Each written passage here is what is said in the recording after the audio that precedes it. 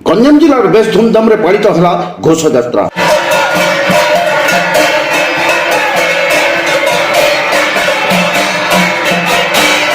सारा भारत वर्षर प्रसिद्ध यह गुंडीचा रथयात्रा पालन होता मध्य सारा विश्व विख्यात ओडिशा राज्यर पुरी जिले में अवस्थित प्रभु श्री जगन्नाथ मंदिर जोटी आज यह पवित्र दिवस गुंडीचा घोषयात्रा जगन्नाथ बलभद्र सुभद्रा तीन ठाकुर को तीनोटी रथरे पुष्प टाहियार सुसज्जित हो झुली झुली पारंपरिक रीति रथरे आसी पदार्पण करते विश्वर कोण अणुकोणु लक्ष लक्ष श्रद्धालुओं भिड़ देखा मिलता है।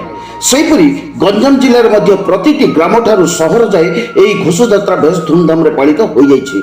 ताहा मध्यरु कोदोला रे बहु पुरातन प्रसिद्ध प्रभु श्री जगन्नाथ मंदिर रे प्रतिवर्ष परि पारंपरिक रीति रे चलित वर्ष मध्य एही पर्व बेस धूमधाम रे पालित हो जाइए।